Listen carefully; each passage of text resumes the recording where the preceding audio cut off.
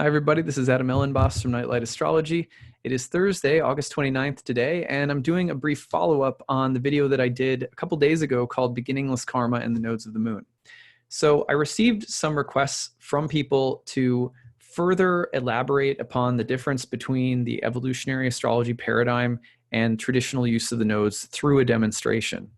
Sure, that's fair enough. We want it to be practical. So I'm going to just give you a brief demonstration today, and hopefully this further explanation will help you in applying the differences for yourself, trying them on for size, seeing how you like it. Let's visit two passages quickly, further reiterating the evolutionary view in modern astrology versus a more traditional Indian take on the nodes. Stephen Forrest writes this in an article that he wrote on the lunar nodes changing signs to Cancer and Capricorn recently. Really nice article, good representative of the EA paradigm in general. So it says, always with the nodes, regardless of the signs involved, the underlying idea is as follows. The south node represents unresolved karma, dead-end patterns that get us nowhere and yet tend to keep repeating. There are lessons I have learned hundreds of times, that kind of thing. Meanwhile, the north node seems very foreign and unnatural, but if we make a little effort to break our bad habits and instead try on the north node attitudes and behaviors, they work wonders. They leave us astonished, sort of like a doctor's medicine that actually cures us. Personally, I think the origin of the south node attachments, illusions, and self-defeating behaviors is karmic, i.e. originating in past lives. You can think of it any way you want, but from bad ancestral DNA to family patterns, even to just plain shit happens, if you prefer. I don't want to say that philosophy doesn't matter. I think it does, but with the nodes, we don't need to be philosophical. They work at a practical level, even if the extent of your philosophy goes no further than a Gaelic shrug of the shoulders. Think of the south node as a bad habit and the north node as its remedy. Think of the south node as an erroneous assumption gumming up all your perspectives and interpretations, while the north node is the light bulb lighting over your head. If you know anything about 12-step programs, astrologer Michael Luton said it best.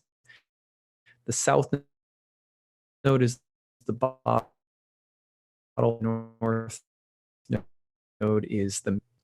Okay, so pretty good procedures of the south node, bottle, north node, Alcoholics Anonymous. South node, sickness, north node, doctor and cure. South node, past karma, north node, the thing you're supposed to do in this this lifetime to help kind of compensate, move you into something new or different, to balance, maybe to balance out, or to offer some kind of counterpoint to an old way of doing things, something like that. This is, once again, the modern evolutionary view, and what I like to make sure people know is that this is a recent development in the history of astrology. The traditional view of the nodes is different. So you can, so today we're going to remind you again of what the traditional take on the nodes is, and just give you an example of how this could play out in a chart. So let's just read you one more take. Now, this is an Indian take, right? So Rahu, that's the north node, is the clever fellow who wants to become fully enlightened without doing the work of purifying his mind and character to become fit to become a god. Such a fellow does not deserve Lord Vishnu's grace. In fact, he deserves his wrath, symbolized by the cutting of the head. Rahu is the mouth and hence represents insatiable greed. A mouth without a stomach can eat but cannot assimilate, which is necessary for satiation. Thus, Rahu is the ever-insatiable demonic tendency of an ignorant man. That is why a person with ill-placed Rahu or North Node conjunct with or aspecting Sun, Moon, Mercury, or Jupiter is often prone to using dubious means to try and go ahead in life. He may resort to lying, cheating, scheming, speculating, etc., quite frequently in order to succeed. There is often an insatiable lust for worldly objects. Not only that, such people often have a narcissistic tendency where other people seem to be only objects for one's own egoic gratification. Despite all these bad qualities, Rahu is cursed to be immortal because he has gulped a little bit of Amritam, that's the eternal nectar. The idea is that the ego, though non-existent like a shadow that Rahu itself is, will continue to be projected by the unenlightened soul forever and ever in all its reincarnations till it becomes liberated from the grip of Maya through enlightenment. Ketu, on the other hand, the south node, is the thirsty for Amritam demon who can find no peace till he gets to drink it. So he chases Rahu all over the universe as he has got the nectar in his mouth. The idea is that Ketu only wants spiritual liberation, which is possible only by drinking the nectar of self-realization. Remember, this is a demon who stole the nectar of immortality, drank it, and then as he was drinking it, Lord Vishnu chopped his head off. Now the body is separate from the head. The body is Ketu south node, head is Rahu north node. This body is chasing, it wants that, it didn't get the nectar, it didn't get to imbibe it and integrate it and take it in. So it's like the south node is hungry for the nectar that Rahu has stuck in his throat. Rahu is condemned to be eternally thirsting and hungry for eternity, for immortality, for power, right? But unable to actually take it in. Right? So that's the hungers in the world that drive us, all the things that we want, that we go after, that perpetuate reincarnations, that we can't actually assimilate, that don't actually satiate us, that do not give us what we're looking for. But the hunger persists. That's why Rahu is eternal, but his head cut off, he can't integrate it. The south node, the body, Ketu, is like, hey, I'm eternal as well, only I don't have the nectar, right? I don't have it. I want it, but I don't have it. And so he's chasing Rahu, looking for a taste of the liberation. So this is why in astrology, Ketu's period, south node, is so traumatic for worldly goals and aspirations. Ketu just hates to be distracted from its goal of liberation. Ketu is also said to be the dark side of Jupiter in the sense that though it wants spiritual wisdom more than anything else, just like Jupiter, it wants that in an extreme manner. It may resort to extreme measures like excessive asceticism, self-denial, or even sannyas from the world, unlike Jupiter. Jupiter is capable of expanding in wisdom without resorting to excessive self-denial through its life experiences, reading scriptures, and following realized gurus or masters. But Ketu, being the belly or the trunk of the demon, wants the spiritual nectar so desperately that it would leave no stone unturned to get it. It doesn't mind causing even accidents, disasters, misfortunes to the native in order to get him onto the spiritual path. Just like Rahu's thirst for worldly pleasures is extreme, Ketu's thirst for eternal life is equally extreme, even demonic in terms of the cruelty that he can inflict upon the native. On the other hand, since Rahu could not assimilate the Amritam and he had not performed the spiritual austerities to get the nectar, his nature remains demonic. And yet, since he has drunk the nectar, he cannot die. This part of the myth symbolizes the ego, which can never get enough of the outer world, be it money, name, sex, fame, power, etc., etc. As we all know, pride and too much cleverness is the most common pitfall of most worldly successful people. That is Rahu at its best or worst, depending on your perspective. Ketu is the one which is always trying to dissolve the ego so that Rahu listens to his yearning for spiritual liberation. But another thing to contemplate here, this writer says, is why was Rahu not able to assimilate the Amritam? It was so because before he could do so, he was separated from his body, Ketu. Thus, to assimilate the purifying and immortalizing benefits of the Amritam, Rahu needed Ketu, the body which contains the belly where the assimilation process happens. This part of the myth points to the importance of assimilation of wisdom in order for it to become effective. That is why in the ancient education system, learning was supposed to have 3 stages. Shravanam, or listening, Saturn, Mananam, or contemplation, Jupiter, and Nihidyasanam, or assimilation, Ketu. It is only by assimilating the wisdom that we listen to or read that we can ever hope to become enlightened or truly wise. This points to the deep importance of Ketu and Jupiter for spiritual wisdom, which Rahu is unable to accomplish. Without Ketu, Rahu would keep chasing all that is false or Maya in search for happiness, the nectar, without ever being able to find true fulfillment, moksha, or liberation. So the rishis are telling us that unless we purify our Rahu, our head, or the understanding of life, through deep contemplation of life's inner secrets under the guidance of realized gurus, Jupiter, our Ketu, the deep hunger for self-realization, will remain forever unfulfilled. We would need to take repeated births only to die at the end on this earthly planet of inevitable death. Salvation lies only in enlightenment of the mind, the Rahu-Ketu axis. Rahu is the way our conscious mind works under the spell of ignorance, and Ketu the deep unconscious part of the mind which wants to be liberated but is unable to do so because of unawareness of the spiritual truth. Okay. So just so that you have a very deep understanding of the difference, I wanted to read that. And why do I read these things and why do I teach them? Specifically because in the yogic path, it is exactly like our author said. When we're studying something as deep and as serious as astrology, where we're talking about the soul and we're talking about its bondage in the material world, its ignorance and delusion and things that keep us chained to deep unhappiness, we need to take in wisdom from people who are more realized than us.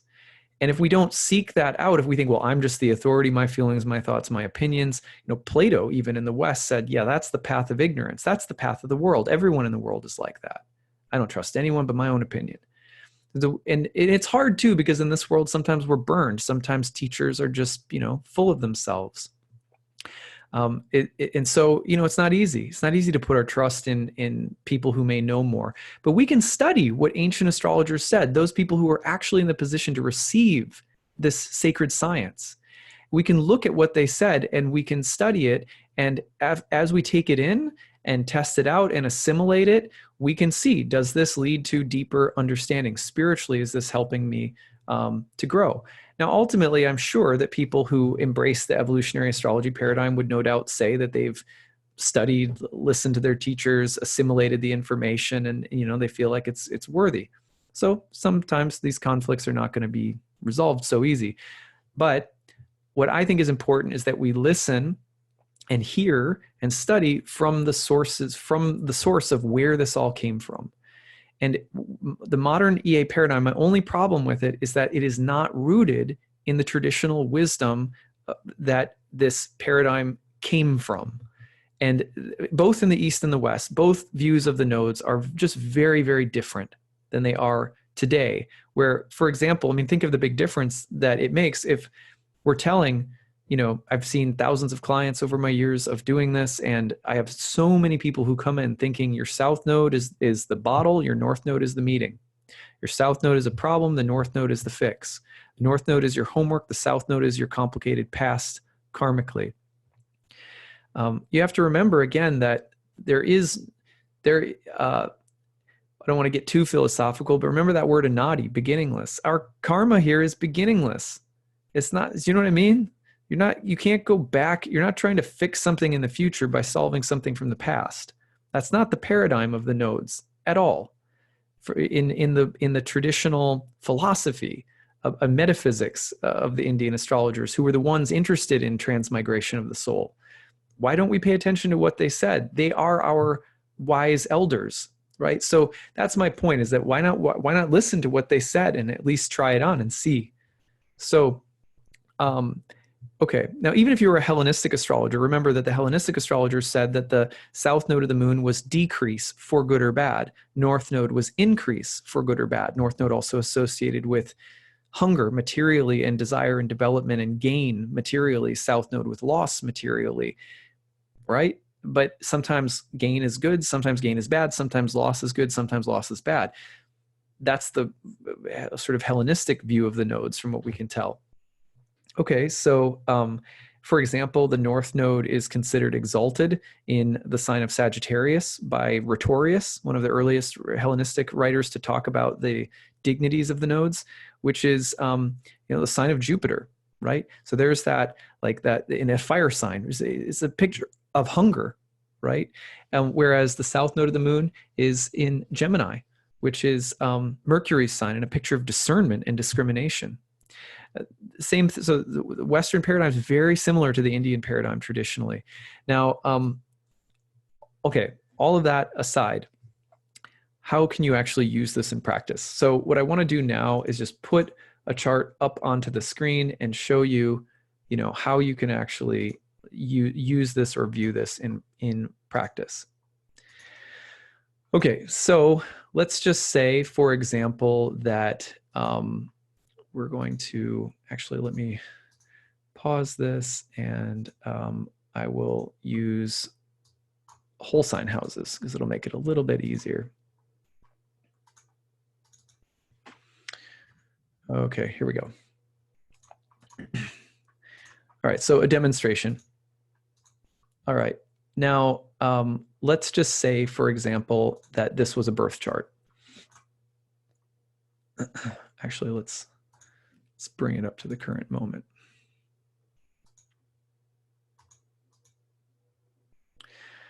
Let's just say that this was a birth chart. Now, let me give you a take on the nodes of the moon in this birth chart, imagining it's a birth chart, compared to an evolutionary take, just to give you a subtle, feeling for the subtle differences. Both paradigms would say the nodes have something to do with karma, possibly the development of the soul, depending on whether or not the soul is engaged with trying to develop a higher taste or not. Otherwise, the nodes of the moon are not necessarily spiritual in every chart.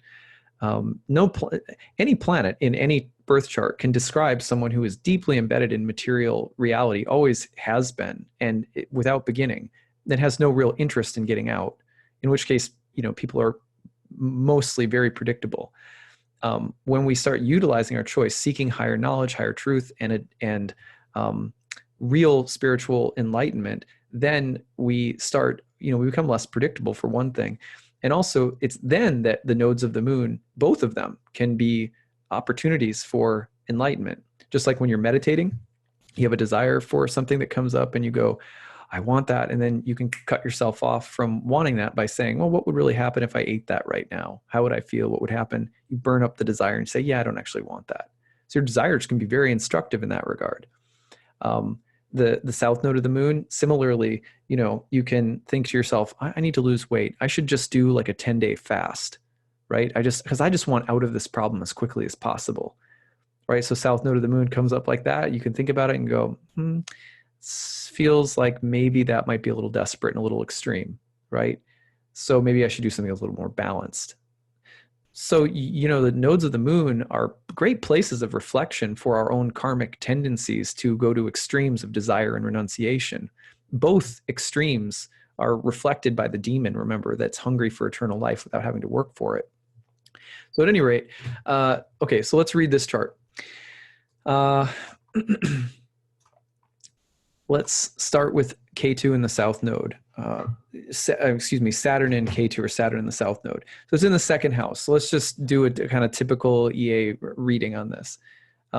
This might speak to, for example, austerity, financial hardships, or let's just say limited resources or something like that. There's lots of ways you could interpret this, but let's just keep it really simple. Saturn, limitation, second house, money. South node with that could be, for example, the limitation materially, right? So just overall south node Saturn in the second, limitation, austerity, hardship, difficulty, challenges around money or finances. Okay, there's going to be hardships there in that area of life. Rahu, in the meantime, is hungry up there in the eighth house. What does he want? Well, I want other people to give me things. I want other people to provide for me. I want other people to share with, to share the burden with, or I want to take from other people. Just very simple. There are lots of different things you could say. I'm just trying to keep it super simple. So that's a traditional read on this. You'd have to be careful of Rahu in the eighth house, basically guiding you to wanting to find ways of other people solving your problems, or of other people providing for you, or something like that, in the context of a money read on the second and eighth house, right? Whereas the second house, south node and K2, south node and Saturn, is basically pointing to continual material hardships or strife. However, those material hardships or strife may also provide you with an opportunity to seek liberation. So, for example, a client who had a chart like this might be in lots of marriages where they try to marry someone, and hopefully family, home, and marriage will solve their fears of instability, their fears of not having enough, or of being poor or impoverished, or of struggling to survive. And so, naturally they'll be very hungry and very eager and anxious to get that kind of stuff, right? That's a north node take on the eighth house from a more traditional perspective. The south node Saturn here would be, for example, that despite this person's best attempts, right, at doing that north node Rahu thing in the eighth house, they keep ending up being poor, They end up being in divorces. They end up being single parents. They end up, having, they have to provide for themselves, and it's really hard and difficult. And they end up falling back into that, no matter how hard and they try to hunger and thirst and get satiated through the eighth house. So in this sense, they're kind of a dyad, right? It's like the North Node is trying to appease its desire for eternity, eternal happiness through eighth house things. The South Node is the thing that keeps saying disaster materially. It doesn't work out, and this is why, and this is what you're dealing with. However, it's because those North Node desires don't work out, we keep coming back to the South Node Saturn in the second house, that we might start to inquire about spirituality, about something other that could make us happy other than our material condition in life, be it wealth and support, or be it independence and hardship, right? It's the binary of it itself. Both are part of a hungry demon, one that is eating but never satiated, one that is never fed and unsatiated but hungry, right? You have to think about it like that. So that's a read on the nodes from this perspective. Now, if you are reading this, let's say, from a slightly different perspective, you could read this. There's another way of looking at this. Let's say, for example, that you want to look at this K2 as sort of problematic. Maybe it is. What would this be? How could this be a problematic South Node? Well, because let's say that Saturn feels really limited and restricted financially and just desires liberation. It's like a prisoner that's like, I got to get out of here. I got to get out of here. I feel so trapped. I feel so stuck, right? Saturn, bondage, South Node, liberation. Let me out of here. I need to get out of this prison, right? So Saturn in the South Node in the second house of money or finances could show somebody who has this really dogmatic, zealous, hardcore feeling of being stuck or trapped financially and wants out at any cost, right? That could be an unhealthy K2. It's not necessarily about liberation in any good sense. Then the North Node of the moon, Rahu, comes along and says, let's use the power of emotional convincing, right? Emotional manipulation, Cancer. And let's convince people to help us. And let's become dependent on others. Or let's become a thief. Or let's become a liar or manipulator or a taker or a user, right? Let's go do so under the banner of being a caregiver or a caretaker or someone who really wants to help you or whatever. Right? So this could be a different way of looking at it, that this person's insatiable desire to escape what they feel is a burdensome material existence, is constantly leading them to seek shelter through manipulative means. Okay? So slightly different look. Now, how would a traditional EA astrologer read this? Well, I'm not saying, believe me when I say that, again, I think that we have to remember that there are a lot of people using evolutionary astrology who I think of as very sensitive and very kind people with good intentions. So I'm not at all trying to suggest that EA astrologers aren't doing good work out there or helping people heal or anything like that. But here's the general way that this would be read. In the past, you had a tendency of being maybe very disciplined and maybe very self-sufficient. That's the word I'm looking for.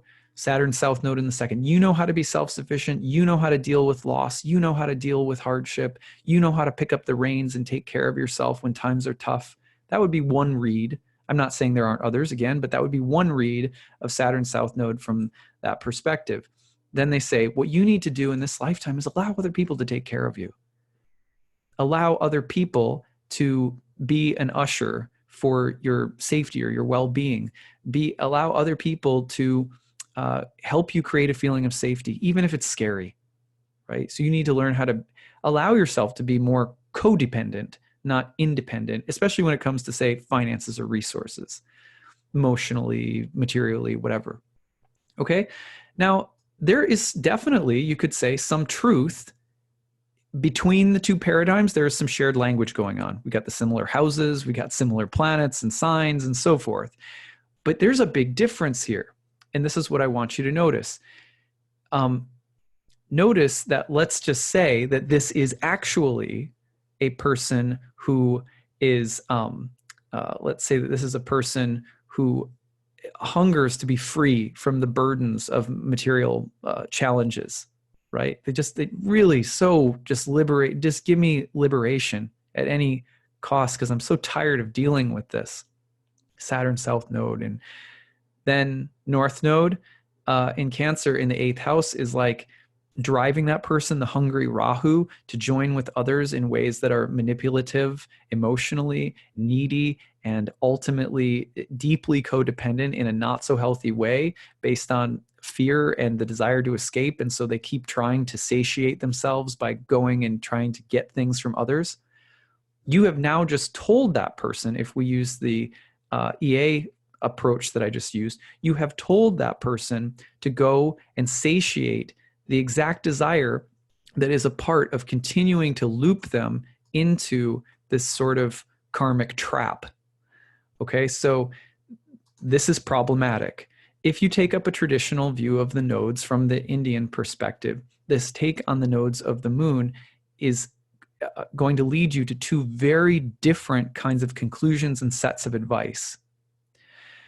I cannot personally look myself in the face as a serious student of astrology and say that these two ways of looking at the nodes are the same, that their conclusions are the same, that it's no big deal, and that their philosophical implications here don't matter, and that the choice isn't, at the very least, it isn't a real choice that we need to think through. Okay, so I'm not, like, the reason that I do these presentations on this material is, again, because I'm interested in teaching people the traditional view because unashamedly, I feel like it's healthier and more intelligent and more in line with the ancient mysticism that was in touch with the source of this science. So I'm a traditionalist in a certain way, and people could criticize me for that. But I'm all about trying to find ways of making the traditional relevant in a new time, in a new era. I'm open to new developments, new ideas. So I'm not like so stuffy, you know. But on the other hand, again, like, I think the decision really matters, that we should really think carefully about this decision because, you know, again, what I just showed you that's at stake in the two different views, I can't look at myself in the mirror and say that there isn't a real distinction and a real difference in terms of what we're going to be advising someone on. When it comes to the nodes of the moon in that chart that I just illustrated, I would be having a conversation with a client about, you know, how do you work with this tension that you're going to feel within yourself of wanting to escape material hardship by going into this North Node stuff, or by wanting to, you know, by going after North Node stuff and then endlessly hitting South Node stuff. That this is a loop. This is a karmic loop. It's like the fish swimming in the circle that it's always been swimming in. That's just always what it's been doing without beginning, the word anadi. The particulars of the story don't matter. This is just what we do, you know. It's like, you know, trying to lose weight. I'm so repulsed by my own desires, and yet they consume me, and then I get indigestion and I hate it and I want to get out of it, but I can't. And it's like Chinese finger trap. The harder you try to pull out of it, the more you get stuck in it. That's what the nodes are describing. That's why both of the nodes were thought of as malefics, right? They're not inherently some kind of spiritual map that's unfolding beautifully in the life of every single soul. As much as I like that idea, it's not true to our experience. The nodes of the moon are not any more or less inherently spiritual or instructive for us in our chart, any more of a blueprint or remedy for spiritual success than any other planet. It's because the planets are only describing our karma. The planets describe more of what we are not than more of what we are. So, you know, from that point of view, I have to look very carefully, and just, for me, it was a very clear choice. The evolutionary astrology paradigm has given me a lot of good language, a lot of really good astrology skills in all different kinds of ways. But philosophically, when it came down to this, I found the traditional understanding more compelling. I found it, even if it was more difficult to look at, I found it a more realistic and more honest understanding of my own chart and my own Rahu Ketu dynamic, right? Stuff like that. So you have to make up your mind for yourself, but hopefully, again, I've just given you some good things to think about along the way. I have no criticism of any individuals or any individual, current evolutionary astrologers. It's but at the same time, I'm not going to say it's like it doesn't matter. It's just whatever. I do think that there's something at stake. So I hope that this, again, has been useful for you, and thank you for your follow-up questions about this. I know that there was this post in particular has given me the most follow-up questions of any post that I've done, I think, in 2019. So I wanted to do a follow-up video and give this demonstration today to hopefully help those of you who mostly had the same question, which was, could you show us an example of how you would read the nodes in a chart from an EA point of view versus, say, a more traditional perspective? I didn't even give you the Hellenistic take. I just gave you sort of a more Indian evolutionary take, you could say. But maybe I'll do another Hellenistic take on the nodes at a certain point as well. Okay, take care, everyone. Bye.